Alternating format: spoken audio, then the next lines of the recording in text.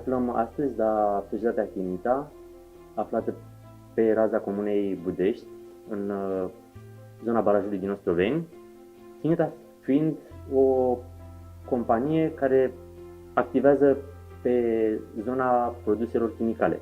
Suntem împreună cu domnul Emil, o să zic Emil, de fapt este cel mai prietenos manager pe care l-am putut întâlni în scurta mea istorie și în scurtul meu parcurs în a evidenția activitățile locale și a le aduce recunoștință, pentru că orice societate care își desfășoară activitatea pe raza județului nostru aduce un plus valoare și rostul meu este pentru a vă mulțumi și a vă da toată recunoștința în felul ăsta, simplu de a putea să avem și noi acces la ceea ce faceți. Eu îți mulțumesc, Adi. Vreau să ne spuneți și nouă cam o scurtă istorioară a companiei și după care să spuneți cum ați ajuns să conduceți acest grup de oameni inimoși. Este o perioadă în care nu știu foarte multe lucruri, adică firma a fost făcută în 1995. Administratorul și pionul principal al firmei este Ionel Niță, pe care îl cunosc eu foarte bine. Da. Noi am cochetat și am avut o relație amicală dinainte de 2000, de anul 2000 și colaboram. La vremea respectivă eram director comercial la o altă firmă frumoasă din Vâlcea, Vadova. Deci tot de profil, da, tot din zona asta ai venit. Să spunem, din același profil. Și, mă rog, s-a întâmplat cum s-a întâmplat acolo. Ionel se gândea să-și extindă activitatea, eu eram oarecum obosit de activitatea de la obosit. Poate nestimulat suficient și nu asta e ideea. Lucrasem prea mult, cred că mi-am făcut treaba acolo destul de bine.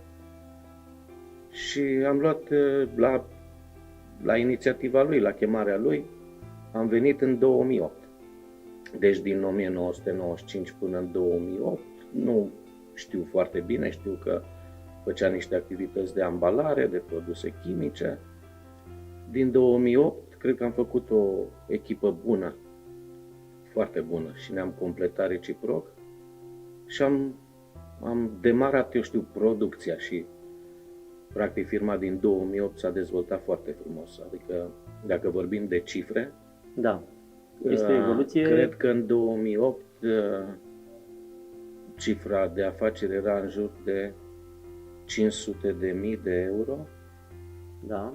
Acum, și resursele umane, la ce nivel erau oamenii în structura companiei? Destul de puțin, bănuiesc. Puțin, da, și e o chestie foarte simpatică, acum că m-ai provocat. Da. În prima zi când am venit la lucru, la Chinita, unde ne desfășuram acolo activitatea pe Prundului, era afișat programul de lucru și m-am uitat, curios, sigur, eu veneam de la Vadova, o companie mult mai mare la vremea respectivă. Și programul de lucru începea așa, 8 și un sfert, pauză de cafea. Deci nu mi-a venit să cred. M-am uitat, am zis, începem lucru cu pauză de cafea? Și l-am întrebat, Ionele, dar cum poate să înceapă? Și a zis, oricum, de la 8 și un sfert oamenii beau cafeaua, așa că am vrut să o legiferez într-un fel, să facă parte din program și programul începe la 8 și un sfert, sau începe de la 8 cu pauza de cafea, sau cu cafeaua. Da. Da, și am fost entuziast de la început, și eu și el, și mi-amintesc cum am luat primele rezervoare, cum am cumpărat materia primă, și am avut o chestie foarte bună și astăzi la asta ne gândim, atunci când facem ceva, întrebăm înainte clienții, adică nu facem ceva de dragul de a face, deși suntem îndrăgostiți de produse, dar le facem pentru că știm cui le vindem și știm unde se duc și ce fac. Emil, trebuie să te întrerup un pic și să fac o remarcă, pentru că eu, fiind educat în mediul privat, am un oarește experiență și imediat îmi folosesc abilitățile de a trece mai departe de ceea ce văd clienții clasici. Respectiv, la voi nu am văzut doar o simplă etichetă. Am văzut un produs în care, sau produsele voastre, transmit ceva, adică ceea ce mi-a și, cum să spun, mi-a transmis o bucurie. Înseamnă că acolo lucrurile se desfășoară corect și că se pune foarte multă pasiune în ceea ce faceți. Și asta am remarcat-o în tot ceea ce, în toată perioada în care am interacționat cu tine.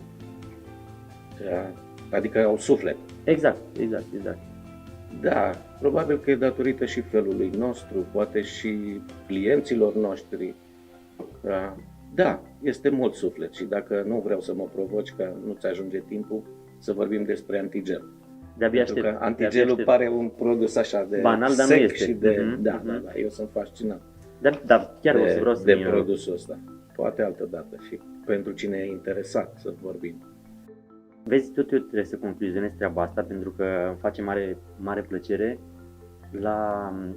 din dialogul cu tine, la fel, identific faptul că activitatea pe care o conduci parcă te contopește cu produsele. Adică tu când vorbești despre un produs, că noi am mai avut dialog în sensul ăsta, îl faci cu atâta bucurie încât și dacă nu l-ai remarcat vreodată, te duci curios și vezi despre ce e vorba și cauți să vezi despre ce e vorba, știi? Și aici chiar te-aș ruga să treci să aduci în discuție produsele pe care le faceți voi și de care poate noi nu știm. Respectiv toată gama de produse și să te oprești la un moment dat la antigel, să vedem ce... Da? Da, adică eu aici știu de Fernandez, de Aracet, de toate... Avem o ofertă destul de generoasă, destul de largă. Eu știu cam de 4-5 ani de zile avem chiar o ofertă cu multe produse. Nu știu, pe 13 sau 14 pagini. Și dacă am început cu câteva pe care firma le avea, cu câteva produse ambalate, pe care firma le avea înainte să ajung eu și care sigur că se adică o gamă mai mică, acum o gamă mai mică și de ambalare în principal. Da, e o gamă largă și asta a venit odată cu dezvoltarea firmei, cu creșterea numărului de angajați. Adică ce problemă mare aveam noi? Eram dependenți de sezon. Și după ce am început să facem antigelul, vindem antigel din august, să zicem, până în februarie. Până în februarie, că scade consumul. Dacă ne referim la antigel auto, cu ăsta am început. Deci vânzarea antigelului ne ajută foarte mult și avem nevoie de personal mult din septembrie până în noiembrie. Ok, până încep să funcționeze centralele și toate instalațiile de... Am început să facem diluant. Diluantul se vinde începând din martie până în septembrie. Și aveam perioade... care fluctuau un pic, să zic, nu aveau continuitate. Și am avut nevoie de angajați, am angajat oameni mai mulți și nu aveam ce să le dăm de lucru în perioadele în care nu erau așa multe comenzi. Și atunci am dezvoltat și avem multe. Dar să începem cu, eu știu, cu produsele de bază, cu produsele cu punctele tari. Păi am zis de antigel, după aceea vindem foarte mult diluant și e foarte interesant diluantul ăsta, pentru că nu facem vopsea. Adică de regulă omul își cumpără o cutie de vopsea, să uită ce diluant e recomandat și își cumpără diluantul corespunzător. Bine, în principal activăm în piața cu amănuntul, prin distribuitori. De asta mă refer la consumatorul final. Da. Adică aveți rețele de distribuție și parteneri serioși care fac în așa fel încât produsul vostru, dacă trebuie să ajungă la Iași, ajunge la Iași. Ajunge la Iași, ajunge în toată țara. În toate comunele și în toate satele, aproape în toată țara. Eu pot să confirm că am întâlnit în drumurile mele pe unde am avut diverse contacte de afaceri și am interacționat cu diverse companii, produse de ale voastre. Și sincer, Emil, nu spun câtă satisfacție și bucurie și cum te transformi așa la figurat. Să vezi că un producător de la Vâlcea... Asta e cea mai mare bucurie. Da. Sau, eu știu, pe lângă bucuria de a avea angajații mulțumiți. Spuneai mai devreme și de faptul că există această perioadă, așa o interpretez eu, de sincronizare sau de ajustare a activității cu continuitate 100%, adică o companie privată, un jucător, își asumă niște riscuri și niște costuri în momentul în care nu și-a definit perfect, nu și-a definit perfect domeniu, exact. Adică privatul are tot timpul niște riscuri. Nu poate să... Predictibilitatea financiară, mai ales pe regulile pe care le avem noi, este destul de dură și destul de nesigură. Adică eu spun și din zona de deșeuri, unde astăzi ai un regulament și mâine te trezești că nu poți să mai... Adică nu te mai raportezi la regulamentul de ieri, că astăzi s-a întâmplat la voi, în zona asta nu este așa, cred. Adică nu... Dar oricum o perioadă lungă de timp... Te referi la schimbarea legislației și la... Mă refer și la inițiativele pe care le aveți, că au pot să fie de multe ori cu niște costuri și nu au efectul scontat. Adică aveți și riscul ăsta de... Este. Întotdeauna în privat există, risc. Asta vreau să subliniez, în privat există un risc. Eu văd riscul ăsta când firma se dezvoltă foarte bine și când ai senzația că ești foarte, foarte bine pe poziție și atunci poți să iei decizii greșite și decizii pe care, implică niște costuri pe care nu prea le mai poți repara. Da, sigur că și niște riscuri. Și niște griji. Asta îi spuneam unui alt producător local, că în mediul privat granița dintre succes și eșec este foarte fină. Și aici diferența fac numai managerii și numai cei care înțeleg foarte bine partea de profit și pierdere. De acord, nu? Pentru că și pierderea, în general, face parte din acest sistem de... Bine să o stăpânești și să ți-o asumi. Adică exact. Ideal e să previi sau să nu ai... Sau să o faci cu un scop anume. Adică poți să vinzi, că vorbim de tactici comerciale, să vinzi un produs ca să-l promovezi. Exact. Nu chiar în pierdere, dar fără câștig. Vreau să ne întoarcem puțin la produse și la partenerii distribuitori. Dacă aveți relația lungi cu anumiți parteneri distribuitori care pot să fie un exemplu în colaborarea cu voi. Adică eu zic că și asta e o cheie a succesului. Adică eu văd ca foarte importantă relația cu clienții. Poți să spui de câțiva dintre ei care, de exemplu, de foarte mulți. Și am relații amicale ce jucători sunt. Unul despre altul. Nominal sau în ce zonă? Nominal. De exemplu, pe București sau ai în altă... În București avem, 3 distribuitori buni în zona Dorali. Da. Zic, hai că nu e bine să le spunem numele. Să nu se spere ceilalți. Dar avem aproape în toată țara. Da? Să spun așa, eu sunt foarte încântat și nu știu câtă lume știe de relația cu distribuitorii și cu partenerii din Moldova, care Moldova începe dincolo de Brașov. Adică avem un partener nemaipomenit la Onești, avem un partener foarte bun la Piatra Neamț, avem unul la Iași, avem la Suceava 3 sau 4 distribuitori de nota 10, Sigur, și la Oradea și la o piață ciudată e la Timișoara, în zona Banatului în general. În extrema vestică. E ciudată din punctul meu de vedere, adică noi căutăm un distribuitor puternic care să-și facă treaba de distribuitor. Și voi să vă concentrați strict pe partea de producție și să reușiți să îmbunătățiți constant tot ce înseamnă... Sunt foarte încântat în ultimii ani de faptul că am ajuns ca din cifra de afaceri, 20% să meargă la utilizatori finali. Și asta e o chestie foarte, foarte bună și plăcută și de ce să nu spun că aduce profit. Foarte important, dar e tot o decizie strategică pe care ați derulat-o și ați văzut că aduce rezultat, nu? Da. Foarte și să spun din ce zonă.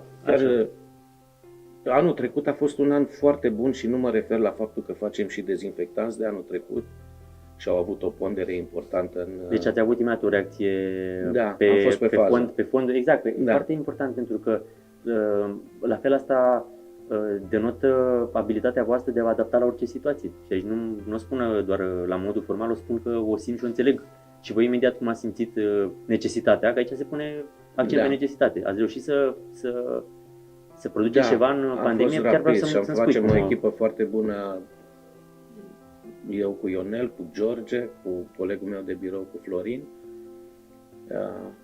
Ce produse ați reușit să faceți anul trecut? Adică dezinfectanți sau alte... Deci noi aveam un stoc să spunem, de un alcool denaturat pe care îl utilizam la alt produs. Dar avea conținutul de alcool undeva la 90%, deci peste 70 sau 75% cât se impune. Și chiar e amuzant așa, aș vrea să spun pe scurt. Da. Mergeam spre București cu o întâlnire tot de afaceri, pentru achiziții, pentru materii prime și ascultam la radio. Asta se întâmpla la începutul lunii martie, când a explodat pandemia.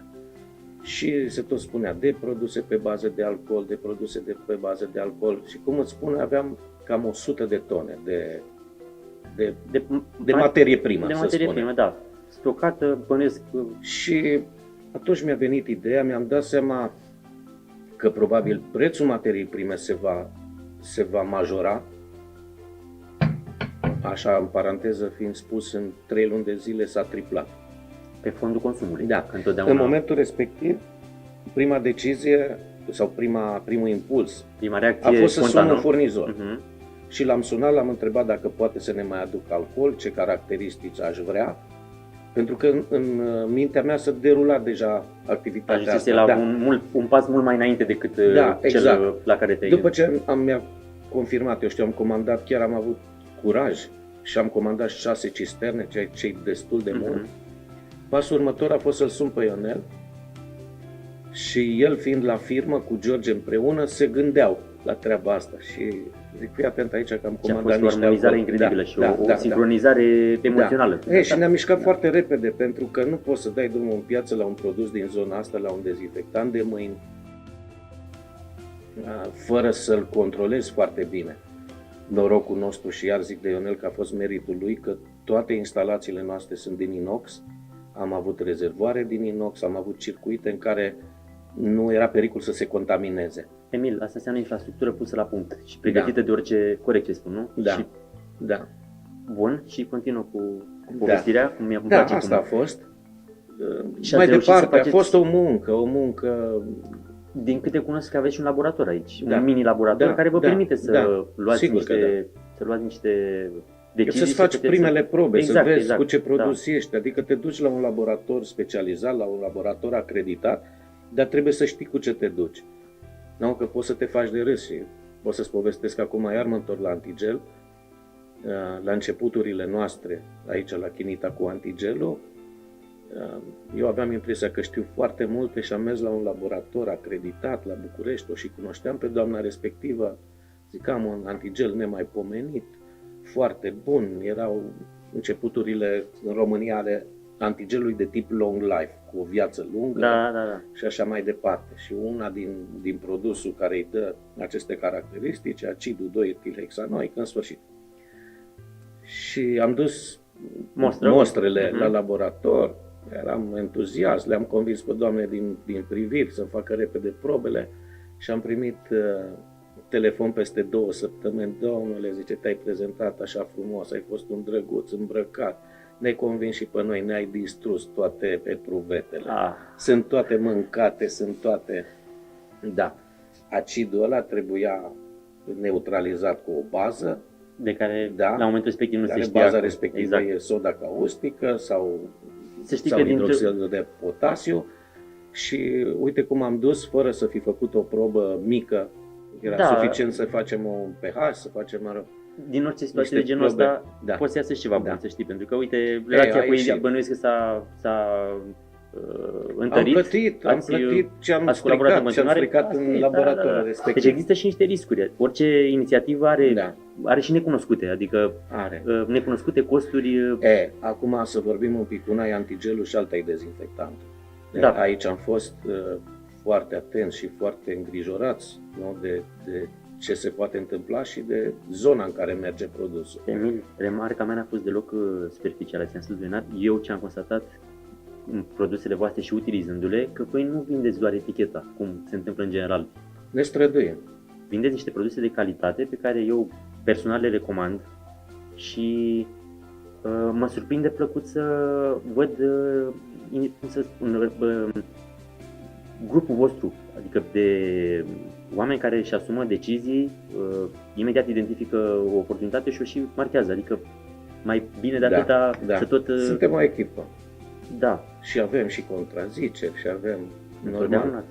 La produsul ăsta, așa, după ce ne-am gândit, după ce repede l-am făcut, trebuia o documentație în spate, nu? Adică niște avize, bănuiesc, și am multe făcut alte... și demersurile, și guvernul a avut, eu știu, a făcut repede, a dat... Procedura. La momentul respectiv nu era, și nici acum nu cred că este vreun laborator acreditat pentru a testa. În România? Da. Ceea ce e foarte rău. Din câte știu eu, se acreditează internațional. Și atunci s-a făcut o derogare și Institutul Cantacuzino a primit această dreptul de a putea face analizele și de a fi luate în calcul rezultatele de laborator. Dar înainte de asta, pentru că știam ce trebuie să aibă, știam ce am pus, știam că este bun, trebuie și o documentație, trebuie o fișă tehnică, o fișă cu date de securitate, niște instrucțiuni de utilizare. Da. Și de ce spun? Și am fost foarte atenți la treburile astea, pentru că imediat ce am ieșit cu produsul în piață, am avut controale peste controale, nu mă plâng. Deci vreau să spun că foarte multe din controale sunt benefice, că ați descoperit lucruri pe care le-ați pus la punct în timp util și cred și bănuiesc că și în momentul de față voi vindeți produsul ăsta, nu? Da, acum care de câteva zile se numește Casept. Casept. Astăzi am mai descoperit ceva, că produsul igienizantul pe care îl produce Chinita la Râmnicu Vâlcea se numește Casept și se găsește, bănuiesc, pe piața autohtonă oriunde. Este în oraș, noi așa ne bucurăm că... Bănuiesc că are și un preț bun, adică stăm într-un preț bun pe piață. Încât... Acum să discutăm strict comercial, la momentul când am făcut prețul, deci primele vânzări, a fost un profit bun. Deci, din punct de vedere... Pentru că nici oferta nu era atât de bogată, să spun că avem același preț sau poate un pic mai mic. Deși materiile prime și-au mărit prețul, ne-am diminuat marja de profit, dar n-am vrut să schimbăm prețul. La fel. Și hai să spun o chestie foarte, că aproape am monopolizat. Soția mea e un consumator foarte exigent și foarte important consumator de produse, le zicem dezinfectanți. Dezinfectanți, da. Așa, corect. Da. Și mergem prin magazine, eu știu, am fost și plecați din țară, ea tot timpul are avem, să zicem, de poșetă. Un recipient mic. De 75 de mililitri. Și nu se dă cu... Deci ea a ajuns la concluzia că produsul nostru e cel mai bun. Mai mare satisfacție decât asta, Emil, credem. Da, exigent, adică... Prin comparabilă, prin utilizarea și altor produse. Deci, asta este consumatorul final, este cel mai de referință element. Așa mă gândesc eu și așa cred că ești de acord cu mine. Da. Mai ales că în situația de față era soția ta, adică pe care o cheamă? Felicia, am înțeles. Da, rămăsesem puțin cu piața, nu? Da, cu piața de desfacere și vreau neapărat să aducem în discuție și partenerii furnizori, pentru că ceea ce stă la baza produsului finit ce faceți voi are niște componente și bănuiesc că sunt foarte importante, că sunt furnizori de diverse materii prime cu diverse calități, nu? Bănuiesc că unii au calitate premium, unii au cu calitate medie, tot felul de jucători în piața asta a chimicalelor, care este și așa destul de fină, nu e o piață foarte fină. Te rog să-mi spui cum stau lucrurile. Vreau un pic să punctez un pic, pentru că spuneam mai devreme de piață și spuneam că am început să avem foarte mulți clienți utilizatori finali. Ce vreau să spun de fapt este că țara se dezvoltă și sunt capacități de producție puse în funcțiune anul trecut și asta o simt pentru că am avut niște vânzări spectaculoase de antigel anul trecut, de antigel cu destinații industriale. Destinații industriale, să spun ce înseamnă. Fostul combinat de porci de la Timișoara, Comtimul, de care toată lumea a auzit, acum este o companie, cred că e chinezească, se numește Smithfield, a investit foarte mult în acel combinat și în fiecare an au extindere. Și vreau să spun că am văzut anul trecut acolo, pentru o extindere, 50 de tone. Enorm, da. Și fiind și un produs... Deci se folosește în camerele de refrigerare, unde sunt carcasele și unde trebuie asigurată o temperatură. Poate nu știi, se folosește antigel la fabricile de bere, ca să în schimbătoarele de căldură, acolo unde se întâmplă fermentația, trebuie să fie o temperatură constantă și începe cu antigel. Și caracteristica antigelului e diferită în funcție de utilizare, nu? Sigur că foarte importantă. Da. Așa, la stadionul național, în instalațiile de climatizare sau la stadionul de la Craiova sau în molul de la Vâlcea, e antigel de la noi. Da. De la voi, pentru că aveți un produs foarte accesibil din punct de vedere al costului și de foarte bună calitate. Pentru că și antigelul este, Emil, un produs care se consumă, la un moment dat trebuie să mă ajuți un pic, el se poate fi reciclat. Poate fi reciclat, dar la un moment dat trebuie înlocuit. Exact, trebuie înlocuit. Își termină viața, exact. Da. Adică nu este un genul de produs care l-ai pus într-o instalație și gata, nu mai e un proiect foarte frumos. Vorbeam de furnizori, ajunsesem la furnizori. Da, avem furnizori cu care lucrăm. Eu sunt la firmă din 2008. Adică deja sunt 13 ani. 13 ani, mult. Da. Foarte mult din punctul meu de vedere și e clar că dacă te vizitezi peste 10 ani, tot aici te găsesc. Dorința noastră și strategia noastră era să cumpărăm direct de la producători. Și e foarte greu să depășești condiția asta de a lucra direct cu. Pentru că impune niște cantități minime, nu? Impune și niște cantități și politica lor e de a vinde prin distribuitori, nu? Da. Acum, sigur că și la noi producția a crescut și am reușit la anumite materii prime să luăm direct de la producători. Da, avem furnizori foarte buni și suntem foarte atenți acum, sigur că dacă avem laboratorul putem să testăm un pic ce aducem aici, în afară de, vizual și cantitativ, putem să facem niște teste de calitate. Știi de ce spun și am adus în discuție problema furnizorilor? Pentru mine, crescut la Râmnicu Vâlcea și am avut ca model întotdeauna combinatul chimic, Holcim, care, slavă Domnului, încă este în picioare și indiferent câte secții mai funcționează, ne-a adus o notorietate la nivel european. Nu știu dacă mai mult de. Și bănuiesc că la un moment dat, voi fiind în zona asta chimică, putea fi și Holcim un furnizor. De asta am mers în zona asta să întreb de furnizori. Nu știu dacă vreodată în parcursul tău, în cadrul firmei, a putut fi și Holcim un furnizor. Ceea ce pe mine mă doare în momentul de față că mă gândesc că nu mai furnizează produse pentru producători ca voi, pentru că s-a redus foarte mult activitatea și nu știm foarte bine strategia celui care. Da, acum strict din punctul meu de vedere sau al nostru, noi colaborăm acum mai bine cu Holcim, fostul Holcim, nu? Că este Chem Complex, decât înainte. Mă bucur să aud. Da. Sincer. Adică este în continuare un furnizor pentru produsele finite pe care le faceți voi? Da, eu sunt foarte încântat de colaborarea pe 2-3 produse care le luăm noi. Sigur că doare și sigur că activitatea Holcimului sau a Chem Complexului nu este cea care a fost. Dar poate să devină, nu știm. Nu știu asta. Eu am zis strict la noi pentru că noi luăm 3 materii prime. Suficient. Da, dar colaborarea este mult mai bună, mult mai rapidă, mult mai eficientă, mai dinamică. Poate că ăsta e și rolul privatului, să știi. Și privatul când ține neapărat la performanța pe care vrea să o facă într-un domeniu, e mult mai receptiv și mai atent la parteneri. La politica de vânzare și la parteneri. Să ne întoarcem un pic la lanțul ăsta de, producător care are un furnizor, care are niște clienți. Da, mai ales că îl înțelegem foarte simplu și foarte coerent prezentat de tine. Și asta foarte bine. Asta e și rostul. Deci, eu sunt inginer de profesie, dar o văd așa schematic, nu? Este un lanț cu săgețile, într-o parte și în alta. Da, vreau să subliniez un aspect.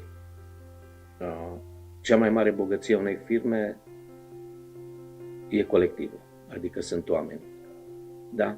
Că noi putem să producem, putem să le, dacă nu ai un colectiv mulțumit și care să vină, eu știu, cu bucurie și să lucreze cu bucurie, nu faci mare lucru. Și să fie stabil. Da, poți să scofii lucrul ăsta și resursa umană, în momentul în care vinde și emoție, nu numai un produs, deja capăt altă formă și stimulativă și creativă. Exact cum spui tu, te spuneai mai devreme de anumiți componenți chimici. Tu ești inginer, dar uite, ar trebui să înveți anumite lucruri, nu să ți le să le ai în dotare, încât să poți să ai viziunea asta pe care... Nu foarte multe, dar să le stăpânesc asta de care vorbesc. Nu? Da. Ce mai consideri tu că ar trebui să știm noi? Încă un pic apropo de colectiv și de, eu știu, recunoștința mea și de aprecierea pentru oamenii care lucrează. Și de familia pe care am întâlnit-o și eu aici, pe care am simțit-o că e...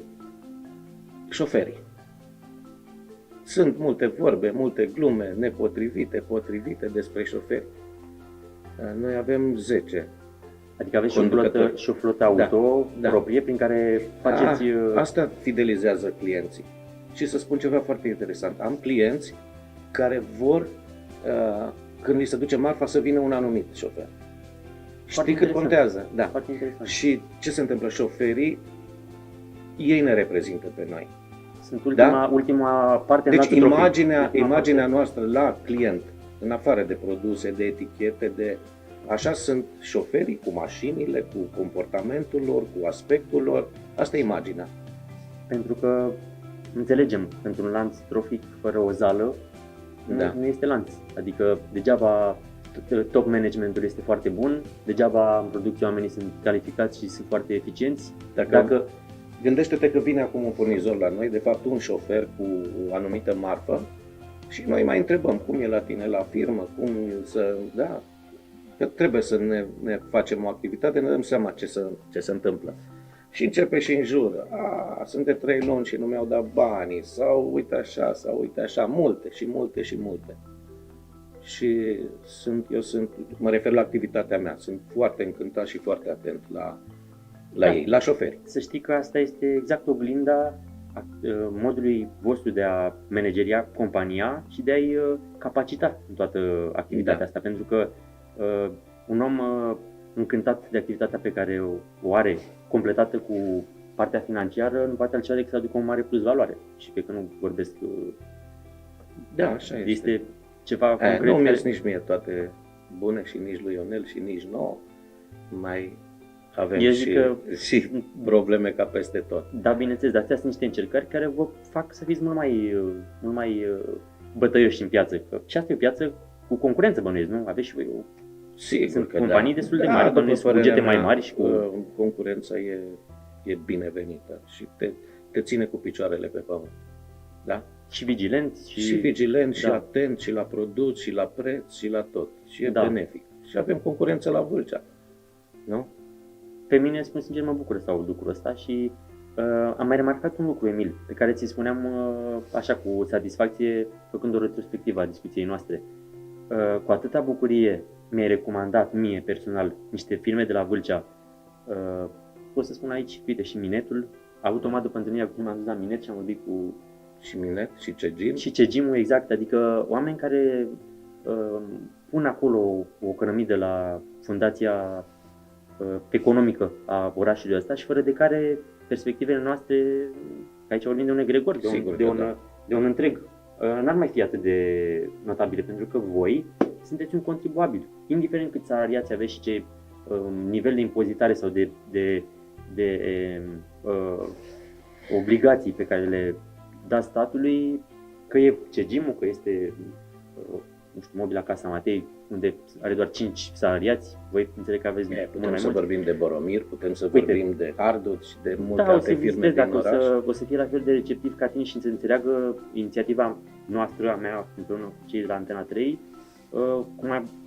cu atâta bucurie să fac lucrul ăsta și cu atâta satisfacție încât peste ani de zile să ne amintim cum s-a strâns un nucleu de oameni din privat care pun osul și sunt motorul economiei locale. Eu așa o simt, așa trebuie să ne organizăm un pic la nivel local. După ce strângem rândurile și le dăm recunoștință, pentru că asta e rostul meu aici, să vă dau recunoștință și recunoaștere în ceea ce faceți și să obțineți veselia și bucuria cu care povestești tu anumite situații de încercări de evoluție a activității pe care o duceți. Și tu pui foarte mult suflet și să simte și să vede în ochii tăi și e clar.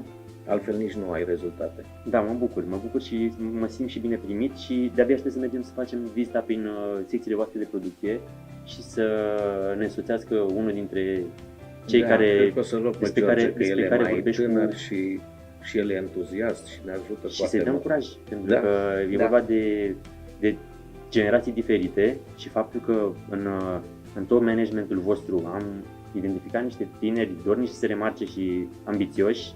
Asta înseamnă că sămânța pe care a spus-o voi acolo în cadrul firmei și stimulentul va face să fiți și peste 10 ani și peste 20 de ani și deja timpurile te cam obligă să fii cât mai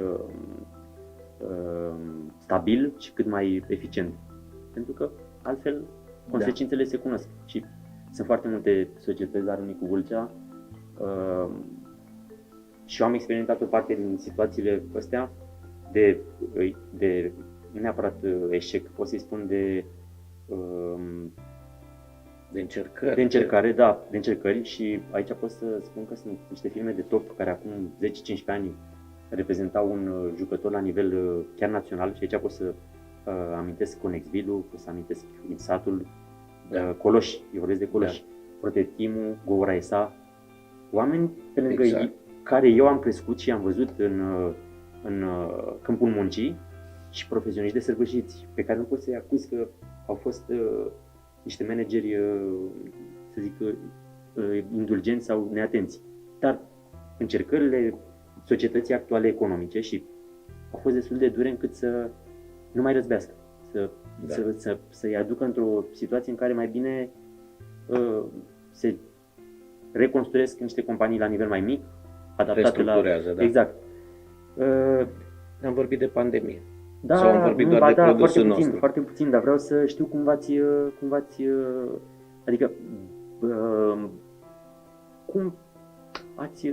s-a desfășurat activitatea. Da. În primul rând am avut șansa să lucrăm. Nu am avut activitatea oprită și pentru faptul că am făcut dezinfectanții și pentru faptul că am fost atenți și nu am avut cazuri. Să mă inspirați cum se numește dezinfectat, pentru că n-am apucat. Casept, exact. Capa de la Chinita și sept. Da. Casept. Nu mi-ai spus dacă ți-a făcut o marcă înregistrată? Sigur. Adică sigur, a doua zi aici în birou am zis cum punem numele noi 3. Foarte interesant. Casept și imediat am înregistrat-o. Tocmai că înțelegeți foarte mult cât contează, pentru că asta este, voi ați scris istorie. În cadrul firmei astea, prin acest produs. Spui prea mult. Nu, chiar așa este, pentru că cine nu știe ce înseamnă să obții o marcă înregistrată pentru un produs și ce complexitate de documentație și de este.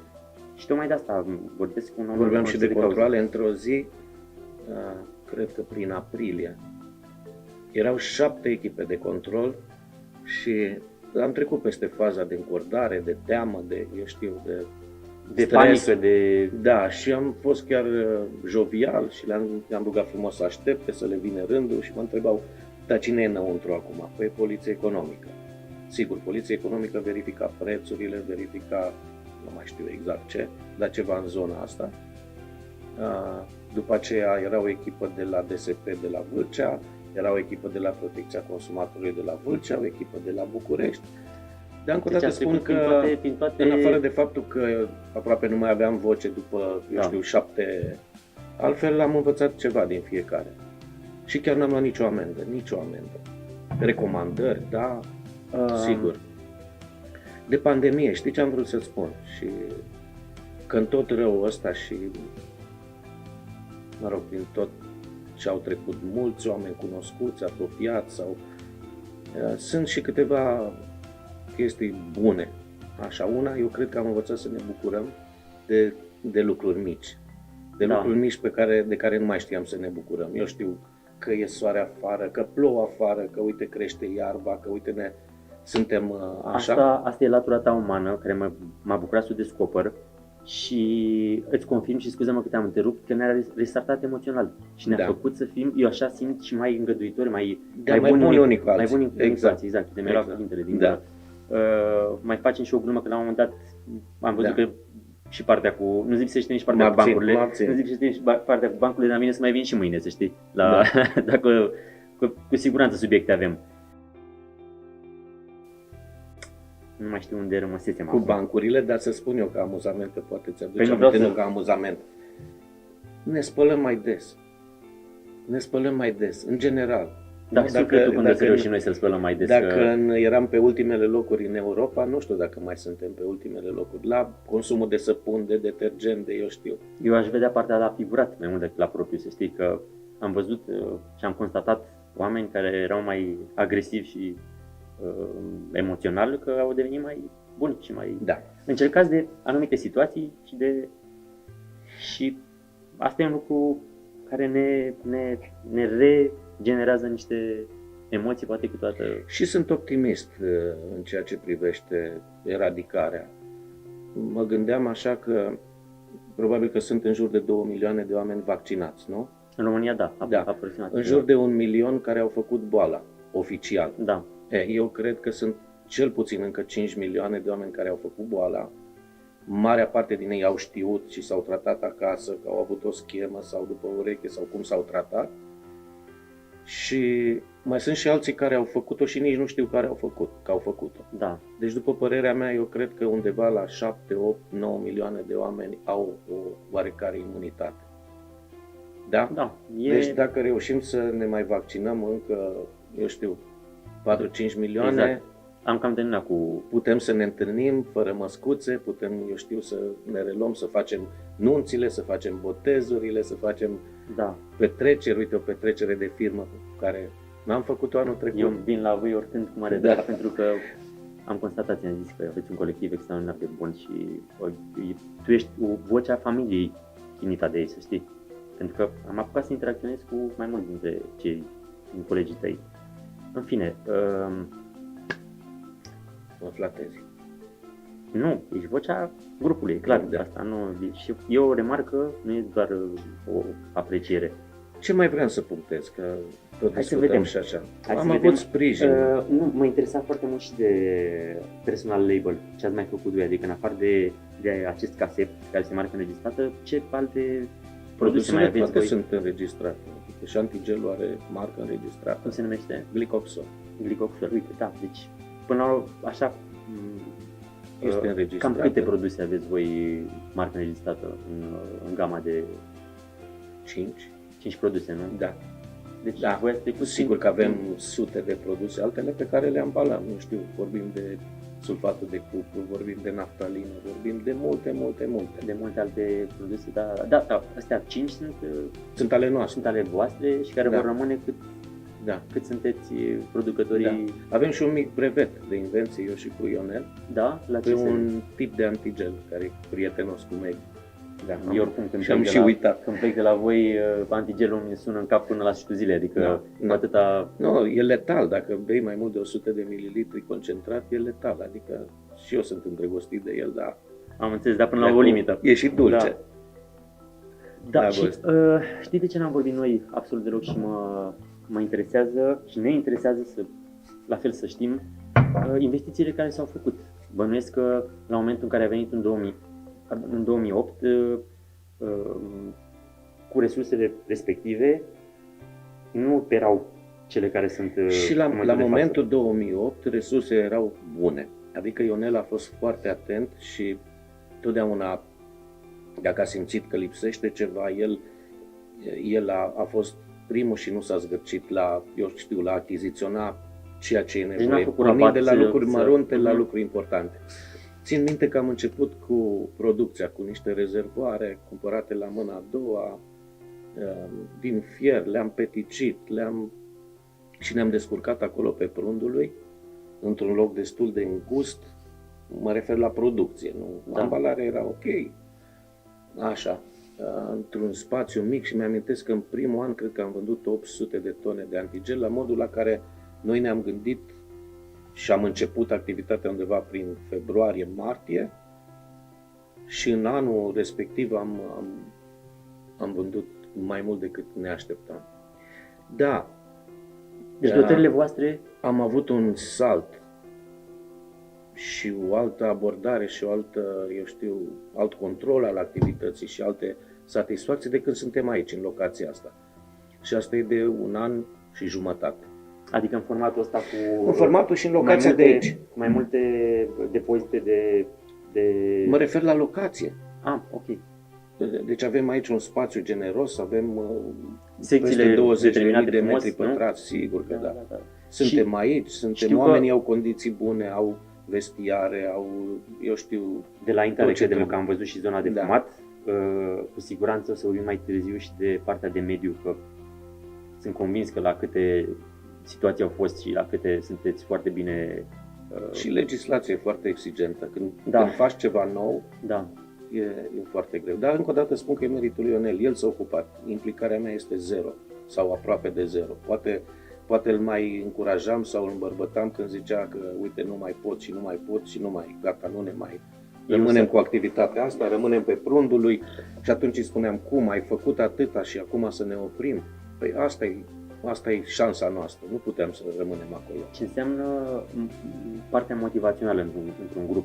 Adică factorul decizional, clar, se știe, dar fără partea asta, lucram destul de greu la vremea respectivă sau acum 2 ani sau 3 ani, aveam eu și cu mare parte din personal eram pe prundul lui. Ionel era aici și muncea de dimineața până seara și cu cizme și cu șube și cu salopete și cu cot la cot cu muncitorii și cu toată lumea. Da, și îndruma.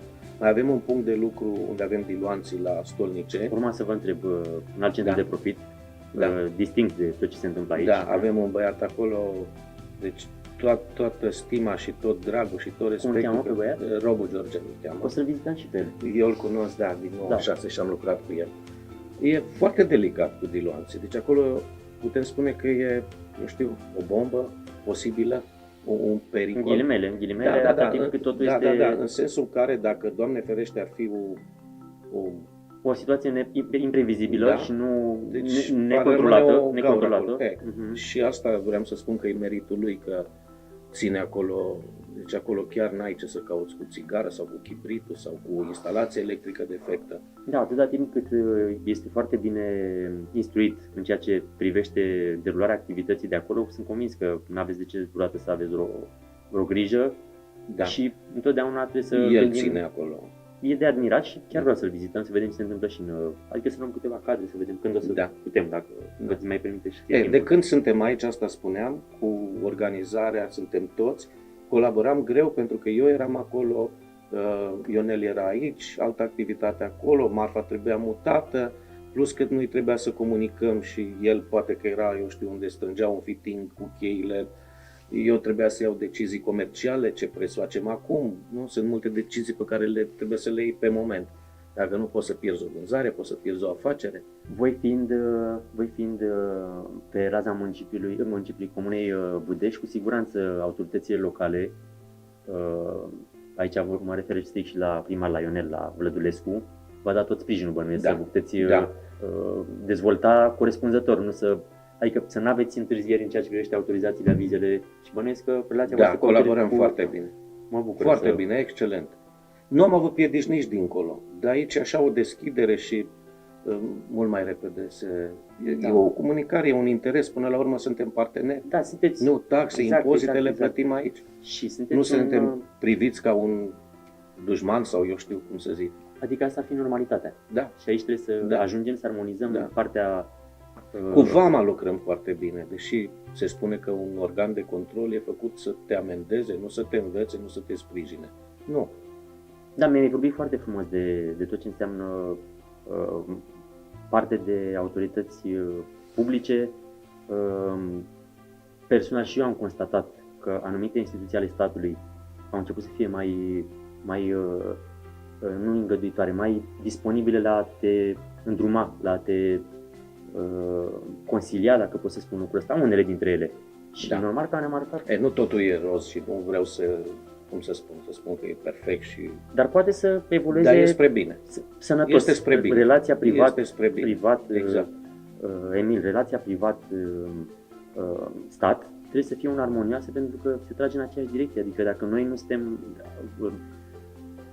activitatea noastră nu este sănătoasă și nu este sprijinită la modul să nu existe piedici, normal că performanțele respective se regăsesc și în... E mai veche asta, că e un sprijin să nu ți se pună piedici. Da. Da, sunt și mici semne de sprijin real. Pe care și eu le confirm. Da. Spun. Și mă bucură foarte mult să merg la anumiți agenți economici și să-i văd mult mai curajoși, pentru că încă o dată, a fi privat este un risc, pentru că acolo n-ai lucrurile certe. Predictibilitatea, mai ales în piața în România, este destul de redusă. Nu poți să... Facem echilibristic, așa e. Mă bucur, așa ești priceput, ce să mai ai. Adică dobândești treaba asta cu timpul, că n-ai opțiuni. Da. Ce am mai avea noi de pus în evidență și n-am atins, am vorbit și de mărcile înregistrate. Dacă mai ai tu ceva care să ne contureze tabloul ăsta pe care noi l-am descoperit. Nu știu dacă mi-a scăpat ceva sau dacă ne-a scăpat ceva. Am zis că încheiem cu aerul ăsta de optimism, că vedem multe lucruri care se mișcă spre bine. Și pe voi să vă vedem și pe piețele externe în viitor. Un pic suntem. Serios? Un pic Uite, suntem, vezi că da. așa parcă am simțit eu că... Da, pot spune că avem, eu știu, deja relații tradiționale în Macedonia de Nord, cum îi spune acum, care a bătut pe Germania la fotbal, nu? Da, surprinzător. Surprinzător și ne-a mai alinat durerea. Exact, pe asta am spus și lui Gabi ieri, că atât timp cât a luat bătaia Germania, la cine mai plânge, că a luat Armenia. Avem un partener care cumpără de la noi, deja cred că sunt 5 ani de zile. Și serios? Adică... Da.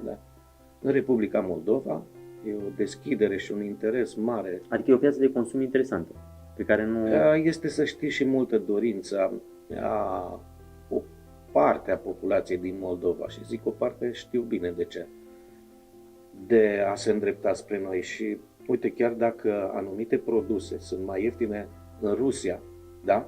Preferă să le cumpere. Și noi facem și lăsăm, cum să spun, aproape fără profit sau cu un profit foarte mic, vindem în Republica Moldova. Vindem și în Ungaria, așa, că de admirat. Trecem de la o extremă la alta. Eu am așa Dar produse aduceți din Ungaria? Adică materii prime de la Boșoche, mănuiesc, nu? Aducem mult, mai ales în zona asta de zi. Faptul că le dați și ceva înapoi cu atât mai bine. Prea mult aducem, prea mulți bani.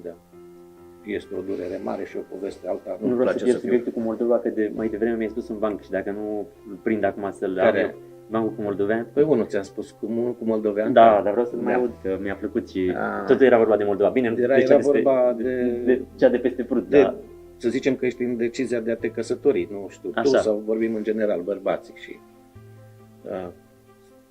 întrebarea e ce soție să-ți iei, adică din ce zona a țării, nu? Acum mergem mulți și le vedem. Mai zice să-ți iei o ardeleancă. Gătește bine, face niște mâncări, face niște sarmale, face niște cârnați buni sau să-ți iei o moldoveancă. Pentru că e frumoasă, pentru că e, eu știu, focoasă și așa. Cel mai bine să-ți iei olteancă. Pentru că face niște parastase. Așa că de asta suntem noi aici în Oltenia și promovăm, uite, partea asta de Oltenie sub munte, că avem și e cu consecințe pe termen lung. Deci dacă te-ai căsătorit cu olteancă, ai garanția faptului că măcar la parastasie... Mi-a luat ardeleancă, că de-aia și spus bancul, nu? Da, corect. Încercam să mi duc aminte numele doamnei. Felicia, exact. Acum multă lume, eu am făcut școala la Timișoara, am făcut armata la Arad, am stat mulți ani la Deva, soția mea e deveancă și e o ardeleancă convinsă. Am făcut și o cacofonie. Problema e alta, că atunci când cunoaștem oameni noi, familii noi, eu știu, când mergem unde mergem, lumea spune că ea e olteancă și că eu sunt din Ardeal. Dar asta e și o autoeducație în sensul comercial. Adică e bine să vorbești mai puțin, mai rar, să asculți clientul mai mult, Pentru noi Oltenia, sau viitorul pentru client. Noi Oltenia e un chin. Da. Mai ales pentru mine, când am atâta informație și atâta bucurie când am partenerul de dialog atât de bogat în informație, încât de multe ori de asta și da. Uite să spun o chestie simpatică. Da. De ce e bine să lași pe client să vorbească mai mult și e strict comercială? De multe ori ajungi la preț, inevitabil, nu? Bineînțeles. E mai bine de multe ori să lasă să spună el prețul. Că îți dă un preț mai bun decât e mai bun decât așteptai. Uite, asta e o lecție pe care chiar aș vrea să o subliniem. Nu o ține tot timpul, dar ai surprize de genul ăsta. Da. În general, așa îmi place să dau voie invitatului să aibă... Am vorbit prea mult. Nu, să aibă, cum să nu, este exact ce ne trebuie, să putem să aflăm lucruri pe care nu le știam și pe care ți-am spus când am venit astăzi la voi. Colegul meu, Gabi, care este de 25 de ani în televiziune, nu știa că există o fabrică atât de mare și s-a uimit de la Interreg, să vadă ce domeniu ce frumos e organizat. Exact, de la Interreg, cu flori, curat, aranjat, disciplinat totul, adică mai mult decât să ne înclinăm așa politicos în fața voastră și să ne bucurăm că vă sunteți la Vâlcea, nici nu știu ce altă recunoștință am putea să avem. Și în general eu la sfârșitul fiecarei intervenții am simțit să transmit un mesaj care nu știu dacă îl apreciezi și tu din punct de vedere al privatului, respectiv visați, inițiați și acționați. Pentru că privatul poate să-ți dea și satisfacția de a fi ca Emil, încântat de ceea ce face, bucuros, jovial, optimist. Exact, jovial și cu o carieră cu multe rezultate în spate. Și mulțumesc din suflet că și eu îți mulțumesc. Și vezi că te mai vizitezi cât de curând să vedem cum au evoluat. Cu drag. Mulțumesc, Emil.